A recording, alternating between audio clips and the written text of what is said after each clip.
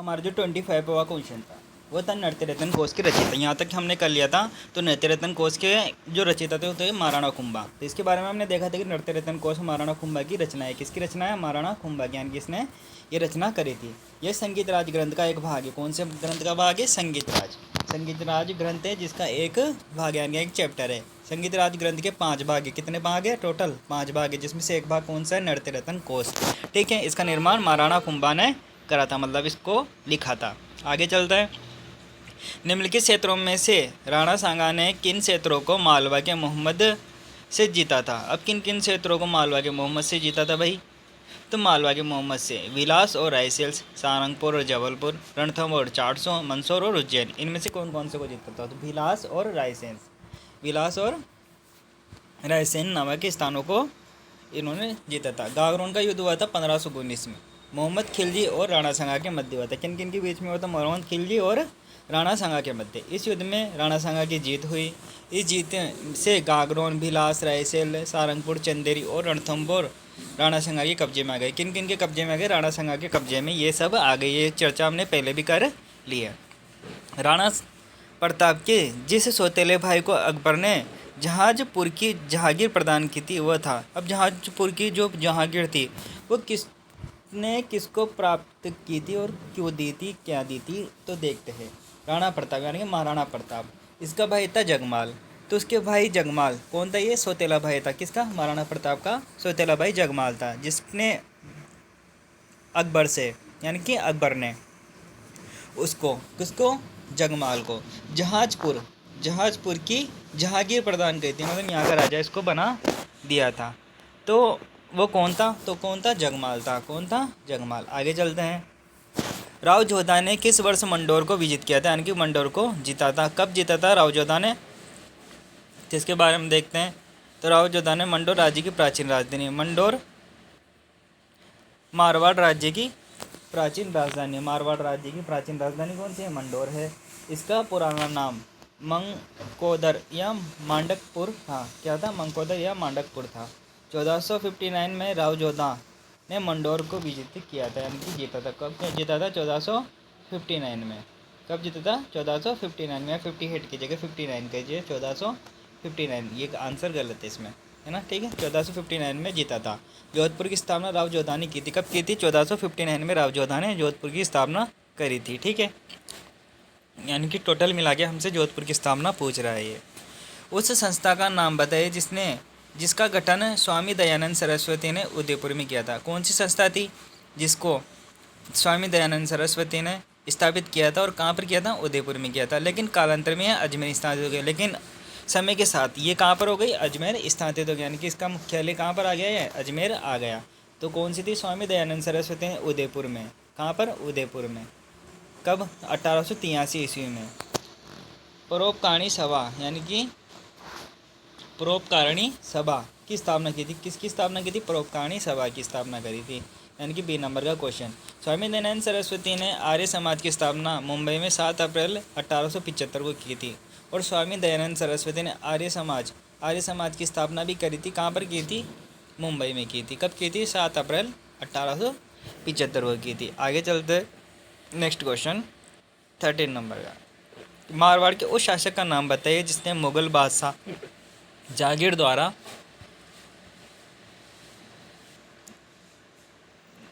जहांगीर द्वारा 1621 ईस्वी में दल थम्बन दी गई, यानी कि दल थम्बन की उपाधि किसने किसको दी? मारवाड़ का वो शासक जिससे मुगल बादशाह जहांगीर ने 1821 में दल थम्बन की उपाधि दी थी। किसको दी थी दल थम्बन की उपाधि? जहांगीर ने, जो मारवाड़ का शासक था, जोधपुर का। तो मुगल सम्राट जहांगीर ने महाराजा गज सिंह प्रथम को, दल थम्बन का अर्थ यानी कि फौज को रोकने वाला होता है। तो इसकी जहांगीर गज सिंह के घोड़े को शाही दाग से मुक्त कर दिया गया। मतलब क्या है? इसको उपाधि किसने दी थी?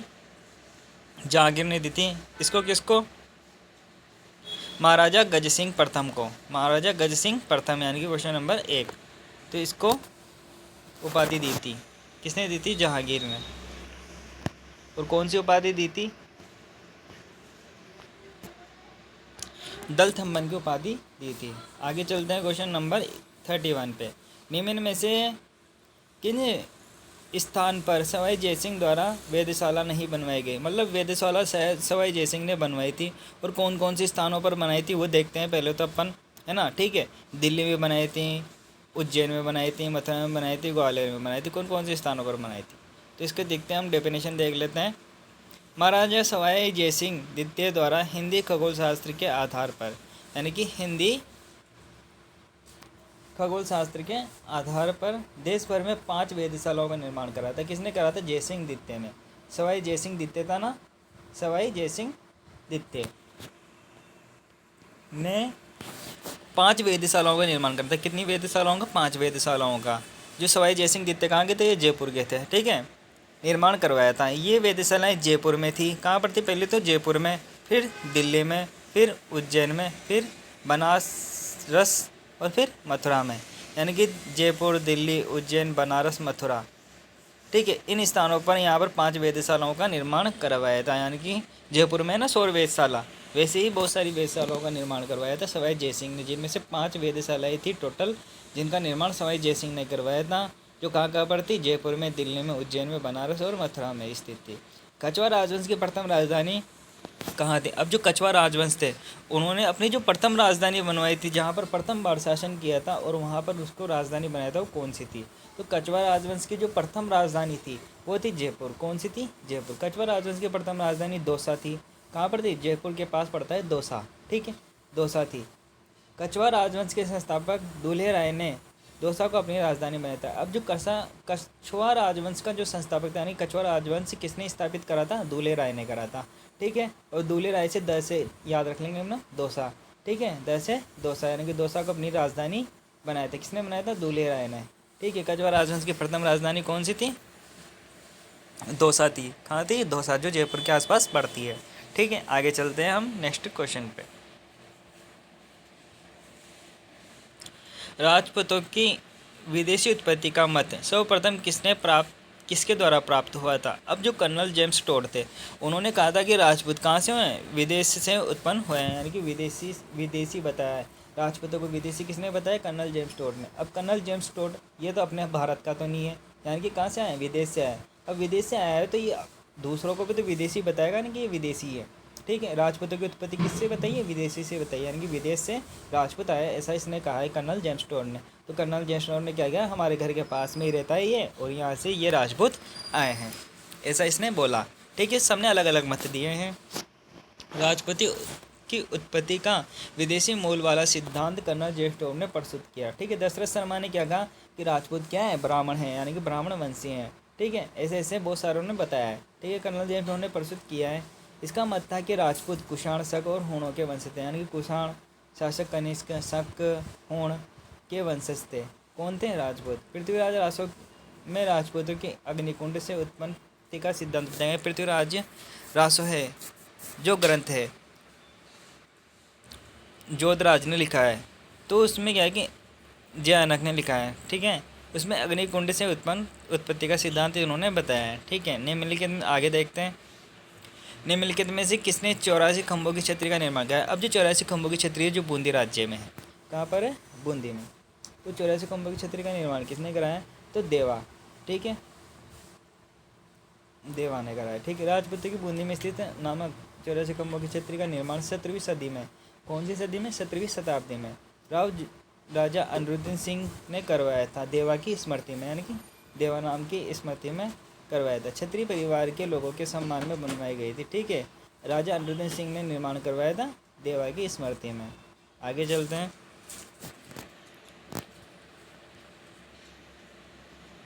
विजय स्तंभ के संबंध में कौन सा कथन सत्य है? दिए गए कूट की सहायता से उत्तर दे। यह चित्तौड़ में स्थित है। ठीक है, महाराणा खुम्बा ने इसका निर्माण मालवा गुजरात के सुल्तान को हराने के उपलक्ष्य में करवाया है। यह 9 मंजिला है। इस स्तंभ के निर्माण में सूत्रधार जेता का विशेष योगदान है, यानी कि जेता कूपा, ये सब क्या है? इसके सूत्रधार है, यानी कि इन्होंने इसका निर्माण करा है। किसका? विजय स्तंभ का। ठीक है, तो ये चित्तौड़ में स्थित है, ये भी सही है। महाराणा कुंभा ने इसका निर्माण मालवा गुजरात के सुल्तान को हराने के बाद करवाया था, यानी कि अपनी विजय के उपलक्ष्य में करवाया था। मालवा की विजय प्राप्त करी ना किसने, महाराणा कुंभा ने, तो उसने विजय स्तंभ का निर्माण कराया। ये 9 मंजिला है, ठीक है, ये 9 मंजिला है, ये भी सही है। इस स्तंभ के निर्माण में इसी तरह जेता और कोपा थे, ये भी सही है। आगे चलते हैं, इनके सभी % सही है, तो आंसर नंबर डी। चित्तौड़ में स्थित विजय स्तंभ की स्थापना महाराजा कुंभा मोहम्मद खिलजी के नेतृत्व में मालवा गुजरात की सेनाओं पर विजय के उपलक्ष्य में करवाया गया था, यानी कि मालवा गुजरात पर कुंभा ने विजय प्राप्त करी थी, जिसके उपलक्ष्य में यह निर्माण करवाया था। इस स्तंभ के वास्तुकार जेता और कोपा थे। इस स्तंभ में 9 मंजिला, ये 9 मंजिला है। भारतीय वास्तुकला का विशेष कोष कहा जाता है, ठीक है। निम्नलिखित में से किस शासक ने ब्लू पोट्री को संरक्षण देता है। अब हमारा नेक्स्ट क्वेश्चन आता है 36 वाला। निम्नलिखित में से किस शासक ने ब्लू पोट्री को संरक्षण प्रदान किया। अब ब्लू पोट्री जो कहाँ से लेकर आए थे, किसने संरक्षण दिया था, तो इसके बारे में देखते हैं। तो सवाई राम सिंह द्वितीय ने इसको संरक्षण दिया था उद्योगों में, ठीक है, और इसको सवाई राम सिंह प्रथम लेकर आया था जयपुर में, ठीक है। जो तो जयपुर के बारे में देखते हैं, जयपुर का ब्लू पोट्री उद्योग को पारंपरिक शिल्प की मान्यता प्राप्त है, यानी कि पारंपरिक, यानी कि परंपरा से चला हुआ आ रहा है। जयपुर के सवाई राम सिंह द्वितीय ने ब्लू पोट्री को उद्योगों के संरक्षण प्रदान किया था। राम सिंह प्रथम के शासनकाल में इसे लाहौर से जयपुर लाया गया था, यानी कि लाहौर से जीतकर, यानी कि लाहौर से ये कला आई थी, कहाँ पर आई थी, जयपुर में आई थी, ठीक है। इसके काल में, राम सिंह प्रथम के काल में। कछवार राजवंश के औद्योलिखित शासकों को कालक्रम में व्यवस्थित कीजिए। अब जो कछवार शासक थे, तो उनके जो कालक्रम है, मतलब कौन कौन से शासक कौन कौन से काल में हुए, तो उनको क्रम से व्यवस्थित कीजिए, मतलब किसके बाद में कौन कौन से आए। तो कछवार राजवंश, जिसमें अलवर मेहर जयपुर में शासन किया था, जो अलवर में शासन किया था कछवार राजवंश ने, मेहर जयपुर में शासन किया था। इनका सबसे बड़ा राज्य जयपुर था, जिसकी स्थापना महाराजा जयसिंह ने 1721 में की थी, यानी कि 1721 में की थी, ठीक है। जयपुर की स्थापना किसने की थी, सवाई जयसिंह द्वितीय ने की थी, 1721 में की थी। आगे चलते हैं।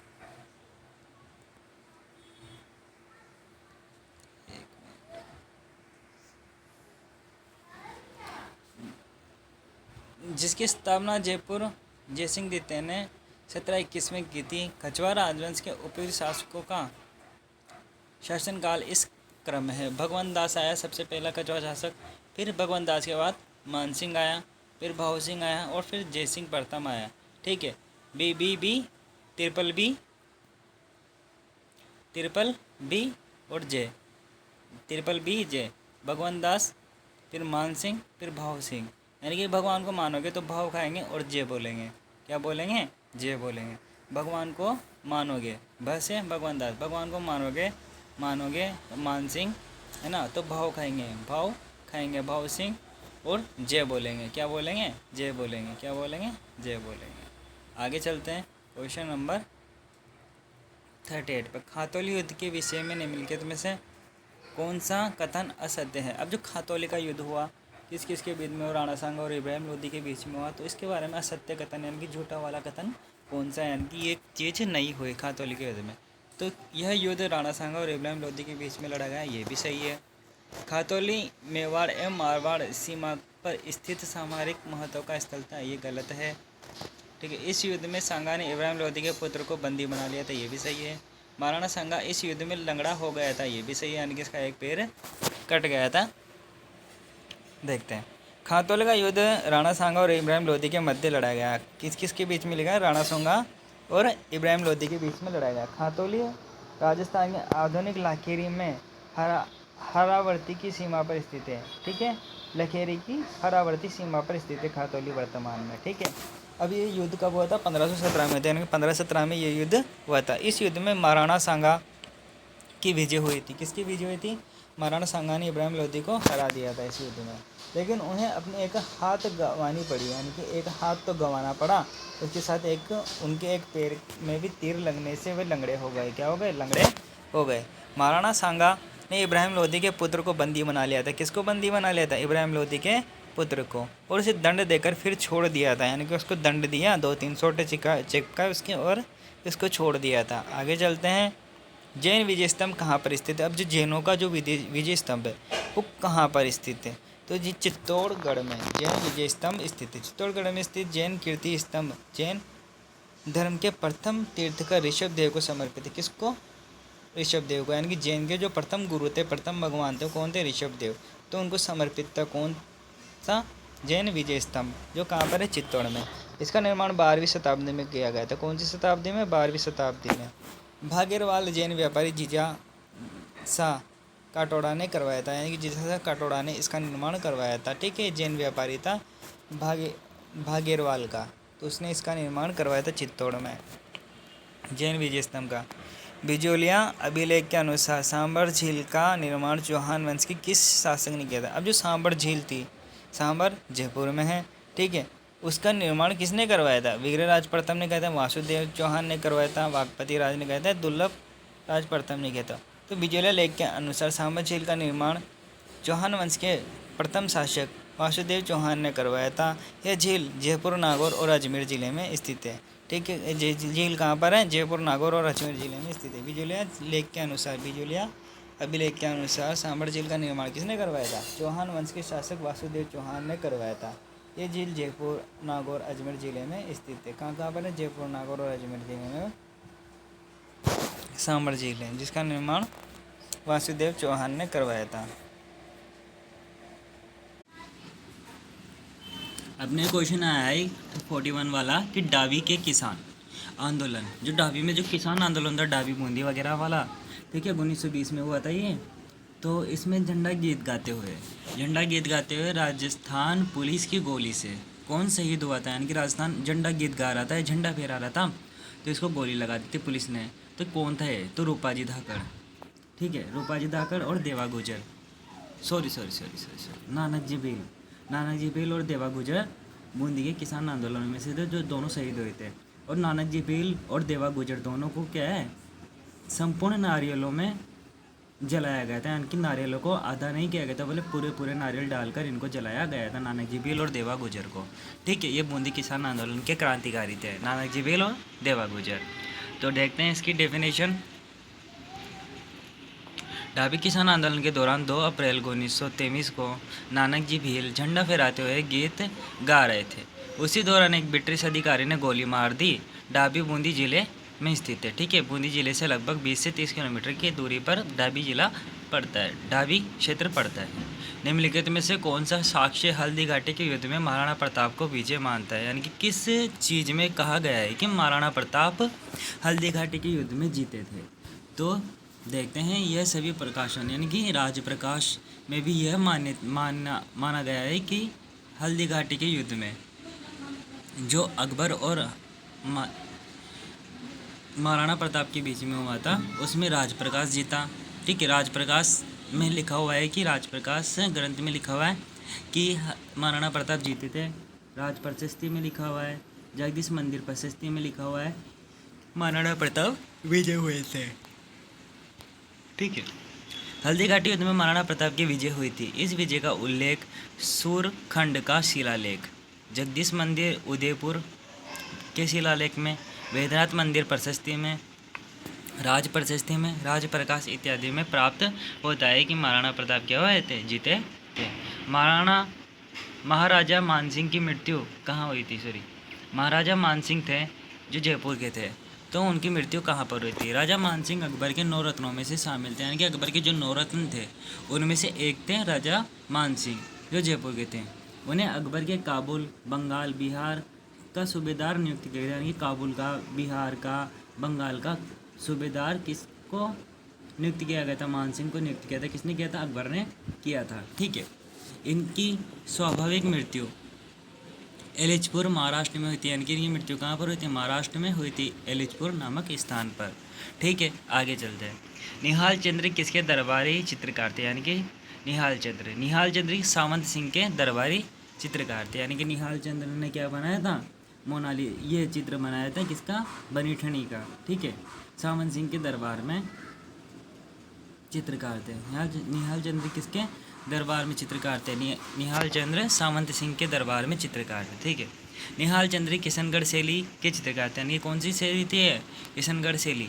के चित्रकार थे। ये सावंत सिंह के दरबारी चित्रकार थे। इनके कुछ चित्र भगवत पुराण के प्रसंगों पर आधारित थे। ठीक है। राज्यारोहण के समय जसवंत सिंह का संरक्षण था, यानी कि राज्यारोहण के समय जसवंत सिंह का संरक्षण किया था राज सिंह कुपावत। ठीक है। जसवंत सिंह को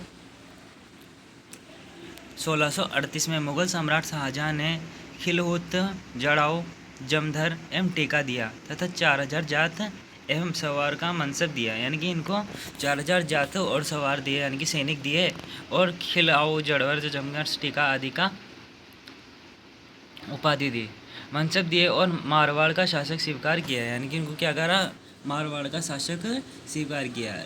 राज सिंह कुपावत इनके संरक्षक एवं प्रधानमंत्री थे, यानी कि इनके बॉडीगार्ड वगैरह थे। राज सिंह कुपावत किनके बॉडीगार्ड थे, जसवंत सिंह के। किनके? जसवंत सिंह। महाराणा सांगा ने जिन अफगानों को शरण दी थी वो कौन कौन थे? तो महाराणा जो सांगा थे वो महाराणा सांगा ने जिन अफगानों को शरण दी थी वो कौन थे, यानी कि कौन कौन से अफगान थे जिनको शरण दी थी किन्होंने? महाराणा सांगा ने। तो इब्राहिम लोदी या फिर शेरशाह सूरी थे, निजाम खां एवं आलम खां थे, मोहम्मद लोदी एवं हसन खां थे। तो मोहम्मद लोदी और हसन खां थे जिनको शरण दी थी। ठीक है, आगे देखते हैं इसकी डिटेल्स।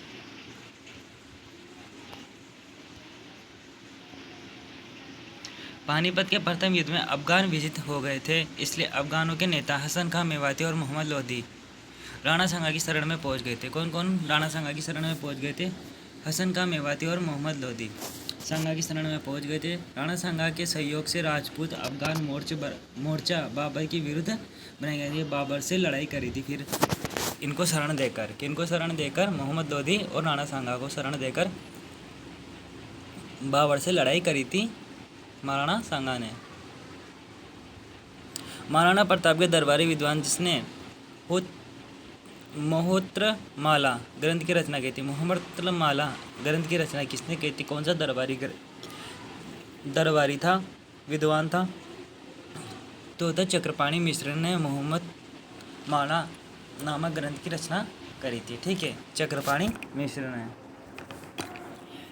मोहम्मद माला पंडित चक्रपाणी मिश्र की रचना है। चक्रपाणी मिश्र महाराणा प्रताप के दरबार में आश्रित विद्वान थे, यानी कि विद्वान थे जो महाराणा प्रताप के दरबार में रहते थे, जिन्होंने मोहतमाला ग्रंथ की रचना की थी चक्रपाणी मिश्र ने। ठीक है, आगे चलते हैं। दुर्ग जो महाराणा कुंभा द्वारा निर्मित नहीं थे, यानी कि महाराणा कुंभा ने कौन कौन सा दुर्ग नहीं बनाया था? भोमट दुर्ग ही नहीं बनाया था, बाकी सब दुर्ग महाराणा कुंभा ने बनाए थे, यानी कि भेष रोड का जो 12 में है उसका निर्माण कराया, बसंती दुर्ग का निर्माण कराया, माचन दुर्ग का निर्माण कराया महाराणा कुंभा ने। महाराणा कुंभा ने 1433 से 1468 मध्य शासन किया, यानी कि 1468 तक इन्होंने शासन किया। ठीक है, इस दौरान इन्होंने कुल 32 दुर्गों का निर्माण कराया। महाराणा कुंभा ने अपने शासन काल में 32 दुर्गों का निर्माण करवाया, जिसमें चित्तौड़गढ़ का दुर्ग, कुंभलगढ़ का दुर्ग, अचलगढ़ का दुर्ग, माचन दुर्ग, बसंती दुर्ग, बेसरोडगढ़ दुर्ग इत्यादि शामिल है।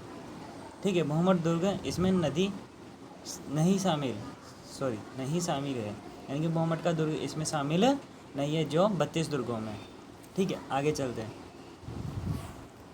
कौन पृथ्वीराज चौहान तरते का दरबारी विद्वान नहीं था?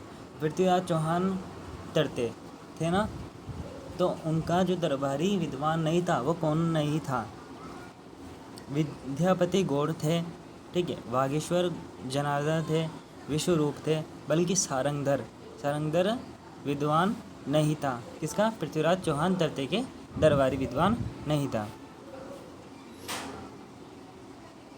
इसको देते हैं पृथ्वीराज चौहान राय पिथौरा। पृथ्वीराज को किस नाम से जाना जाता है? राय पिथौरा के नाम से भी जाना जाता है। अजमेर और दिल्ली में शासन किया। कहाँ पर शासन किया इसने? अजमेर और दिल्ली में।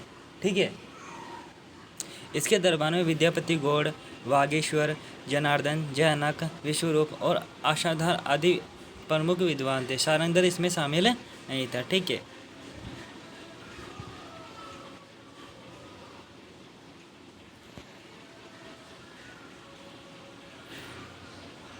सूची फर्स्ट से सूची सेकंड फिफ्थ तक को सम्मिलित कीजिए, नीचे दिए गए कोड का प्रयोग करते हुए सही उत्तर का चयन कीजिए।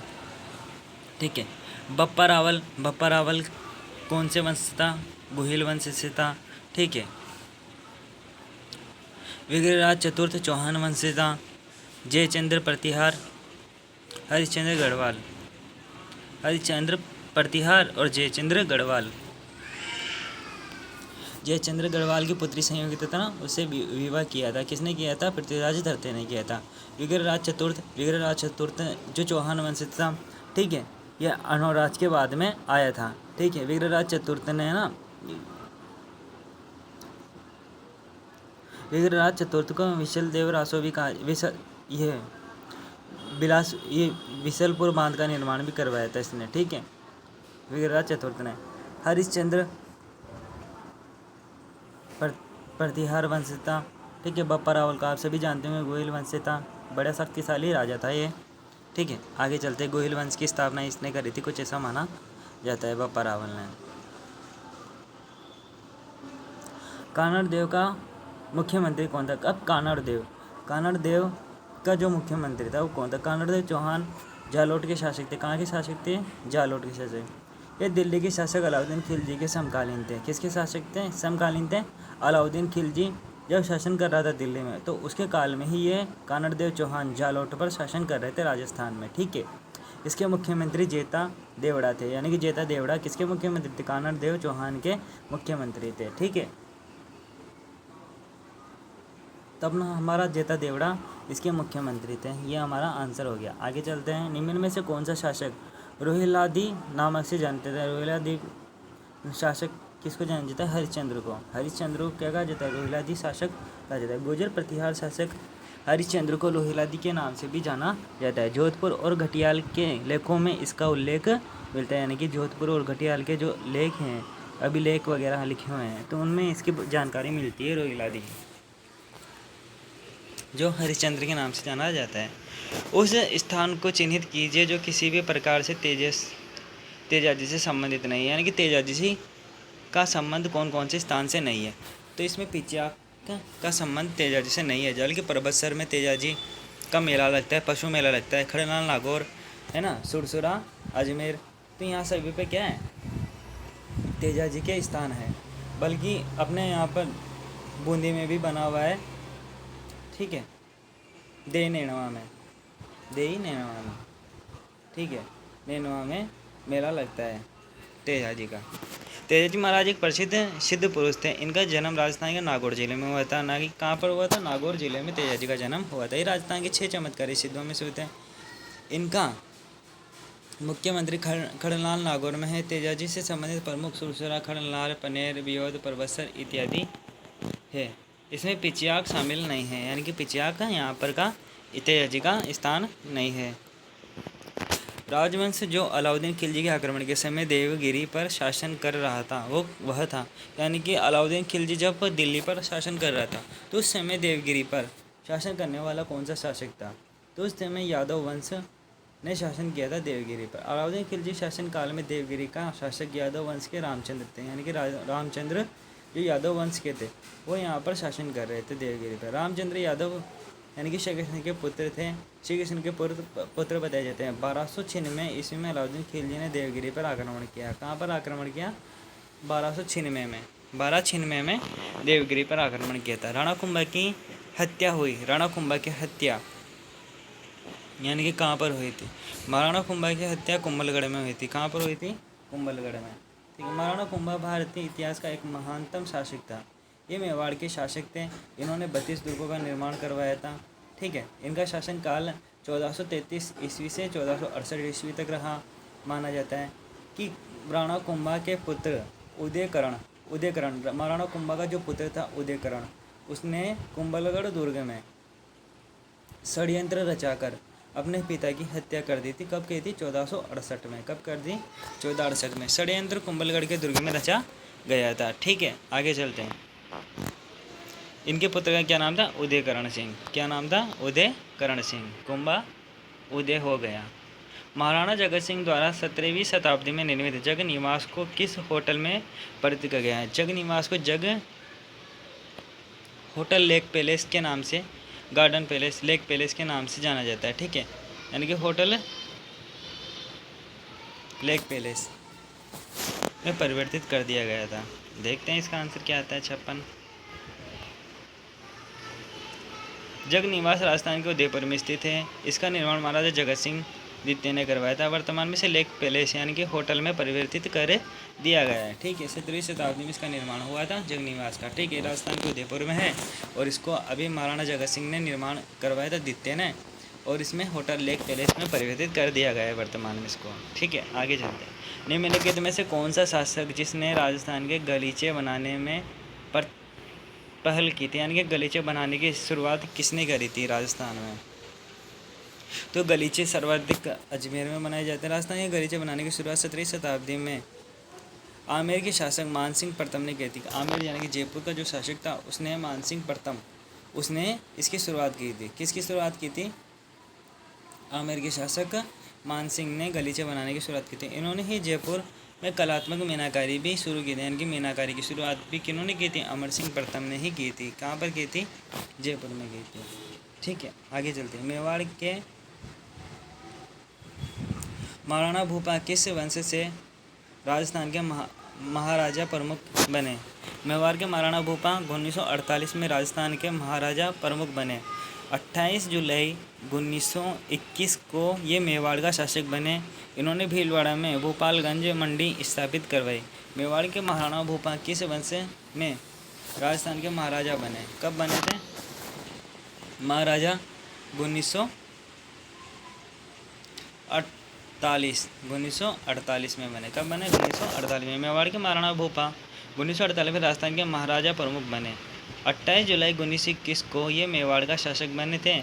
इन्होंने भीलवाड़ा भोपालगंज मंडी स्थापित की थी, यानी कि भीलवाड़ा में भोपालगंज मंडी स्थापित की थी। किन्होंने? महाराणा भूपा ने। किस युद्ध में मेवाड़ के महाराणा सांगा ने बाबर की सेना को हराया था? यानी कि महाराणा सांगा ने बाबर की सेना को कौन से युद्ध में? तो बयाना जो भरतपुर का युद्ध हुआ था उसमें महाराणा सांगा ने बाबर का युद्ध 1527 यानी कि 1527 में राणा सांगा और बाबर के मध्य लड़ा गया था। इस युद्ध में राणा सांगा की जीत हुई थी। किसकी जीत हुई थी? राणा सांगा की जीत हुई थी बयाना भरतपुर के युद्ध में। शाहजहां के पुत्र में हुए उत्तराधिकारी युद्ध में औरंगजेब ने मेवाड़ के किस महाराणा से सहयोग प्राप्त करने का प्रयास किया था? यानी कि कौन सा महाराणा था मेवाड़ शासक जिससे औरंगजेब ने सहयोग प्राप्त किया था? तो राज सिंह थे। कहाँ के थे? मेवाड़ के। उन्होंने हेल्प की थी इसकी, औरंगजेब की, ठीक है। शाहजहाँ के पुत्रों में हुए जो उत्तराधिकारी, शाहजहाँ में जो उत्तराधिकारी के लिए यानी कि शासन के लिए जो युद्ध हुए थे, औरंगजेब ने मेवाड़ के शासकों से सहायता ली थी। 1657 ईस्वी में शाहजहाँ के बीमार होने पर उसके पुत्रों के मध्य उत्तराधिकारी युद्ध शुरू हो गया, यानी कि राजा कौन बनेगा, ऐसा युद्ध स्टार्ट हो गया 1657 में। औरंगजेब ने मेवाड़ के शासक राज सिंह से सहायता मांगी थी। किससे सहायता मांगी थी? मेवाड़ के शासक राज सिंह से सहायता मांगी थी औरंगजेब ने। संगीत ज्ञान के कारण कुंभा की उपाधि प्राप्त हुई थी।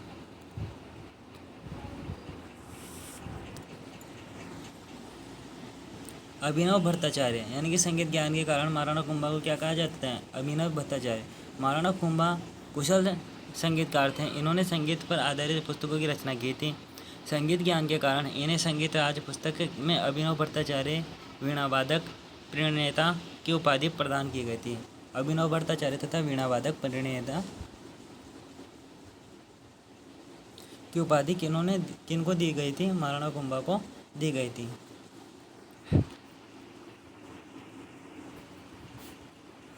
जैन विद्वान जो महाराणा कुंभा के दरबार में थे। कौन सा जैन विद्वान था जो महाराणा कुंभा के दरबार में थे? उदितम सुरीता, हेमचंद्र सुरीता, मुनि सुरीता या फिर मुनि जिनसेन सुरीता। तो मुनि जिनसेन सूरी जैन विद्वान था जो महाराणा कुंभा के दरबार में जैन आचार्य सोमदेव, हरिश्चंद्र मुनि, जयचंद्र सूरी, सूर्यदत्त सूरी, मुनि जिनसेन सूरी, बहुसेन सूरी पूर्णी सुंदर, लिटिस इत्यादि जैन विद्वान महाराणा कुंभा के दरबार में उपस्थित थे। यानी कि सारे जैन लोग यहाँ पर इसके दरबार में रहते हैं। रणथंभौर के शासक जिन्होंने सल्तनत के विरोध किया। रणथंभौर का कौन सा शासक था जिसने सल्तनत के विरुद्ध प्रतिरोध किया? वाग्भट एवं हमीर। रणथंभौर के शासक वाग्भट एवं हमीर ने दिल्ली सल्तनत का विरोध किया। कौन सी सल्तनत का? दिल्ली सल्तनत का विरोध किया रणथंभौर के वाग्भट और हमीर देव चौहान ने। ये चौहान वंश के संस्थापक थे। वाग्भट ने रजिया के शासनकाल में रणथंभौर पर कब्जा किया था। हमीर देव ने अलाउद्दीन खिलजी के आक्रमण का विरोध किया था। ठीक है। सन 1576 यानी कि 1576 के युद्ध के बाद अकबर ने उदयपुर का प्रशासक किसे सौंपा था? अकबर ने उदयपुर का प्रशासक किसे सौंपा था 1576 के बाद? यानी कि उदयपुर का शासक किसको बनाया था अकबर ने? तो इसमें आता है आमेर के जगन्नाथ कछवा को अकबर ने उदयपुर का शासक बनाया था 1576 में। 1576 में अकबर ने उदयपुर का शासक जगन्नाथ कछवा को सौंप दिया था। पृथ्वीराज चौथे और मोहम्मद गौरी के मध्य कितने युद्ध लड़े गए थे? ठीक है। ऐसा बताया जाता है कि पृथ्वीराज चौहान और मोहम्मद गौरी के मध्य तराइन के 2 युद्ध लड़े गए थे। तराइन का प्रथम युद्ध हुआ था 1191 में और द्वितीय युद्ध हुआ था 1192 में। ठीक है। प्रथम युद्ध में पृथ्वीराज चौहान विजय रहा था और तराइन के द्वितीय युद्ध में मोहम्मद गौरी विजय रहा था, ऐसा कहा जाता है। पन्नादह ने जिसके जीवन को बचाया वह था उदय सिंह। कौन था? उदय सिंह। पन्नादह ने मेवाड़ के आन बान बचाने के लिए अपने पुत्र को न्यौछावर कर दिया। उन्होंने मेवाड़ के उत्तराधिकारी उदय सिंह की जान बचाने के लिए अपने पुत्र चंदन की बलि दे दी। यानी कि इनके पुत्र का क्या नाम था? चंदन था। मत्स्य संघ का प्रथम राजप्रमुख किस रियासत का शासक बना? धौलपुर की रियासत का शासक बना। मत्स्य संघ के पहले राजा प्रमुख धौलपुर के राजा उदय सिंह थे। मत्स्य संघ के पहले राज प्रमुख धौलपुर के राजा उदय सिंह भान सिंह थे। मत्स्य संघ का गठन 18 मार्च 1948 को किया गया था। कब हुआ था? 18 मार्च 1948 को। इम्पोर्टेंट है। 18 मार्च 1948 को मत्स्य संघ का उद्घाटन हुआ था और प्रथम राज प्रमुख कौन थे? उदयभान सिंह थे।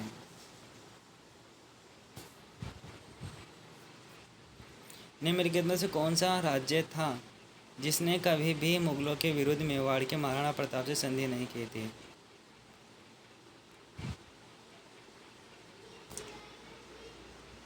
जोधपुर के शासक चंद्रसेन ने कभी भी मुगलों के विरुद्ध संधि नहीं की। जोधपुर के राजपूत शासक मुगलों के मध्य संबंध घनिष्ठ थे। इनके साथ वैवाहिक संबंध स्थापित थे। जोधपुर के शासकों ने मेवाड़ के महाराणा प्रताप से संधि नहीं की थी।